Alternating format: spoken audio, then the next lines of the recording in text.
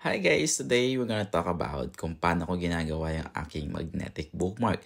First, we're gonna select the designs that I made sa Canva tapos i-paste siya doon sa Microsoft Word or WPS. Then after nyo siyang malayout ng ganyan, we're gonna use a photo paper. In this case, I'm using A4 size, photo paper, 220 GSM yung kapal niya.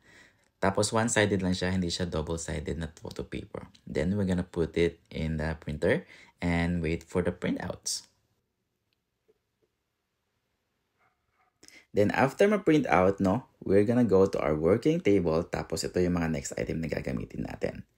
A cutting mat, cutter, and yung photo top na gagamitin natin would be A4 size, glitter yung design niya. Also from Quaff. Then, let's proceed with the cutting. So, what I do is, first, tinatanggal ko muna yung mga white parts, Tinitrim ko siya para later on, pag in-apply ko na yung photo top na glitter is, madali lang siyang i-apply. So, eto na, nag-a-apply na tayo. First, tinatanggal ko muna yung upper part, binibend ko ng konti, tapos tsaka ko siya ina-apply sa taas, and then, hinahagod ko siya ng ganyan. After ko siyang hagurin, ina-applyan ko siya ng parang squeegee na yan, yung nakikita nyo. Tapos, gagawin din natin yung same procedure na nagawa natin dun sa maliit, dito sa mas malaki. Yan. Hagod. This time, gumamit ako ng ruler para mas madali siyang mahagod. Tapos, siya ako nilanggal yung mga bubbles using the squeegee. Ewan ako, di ko sure kung squeegee yung tawag dyan.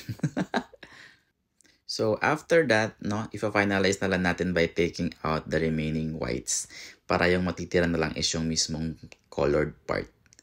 Then, after nito, what you see here is a magnetic sheet na may adhesive. But first, bago natin gawin yon, i-laminate muna natin for final process na lang yung mga ginawa nating bookmark para siguradong walang bubbles.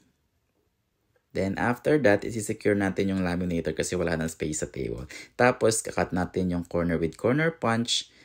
Then, we will cut the magnetic sheet into the desired, kung ano man ang gusto nyong size na gusto nyong idikit doon sa magnetic bookmark nyo later on. So, ako naman, parang in-estimate ko lang yung wala na akong saktong sukat. Basta maganda lang tignan.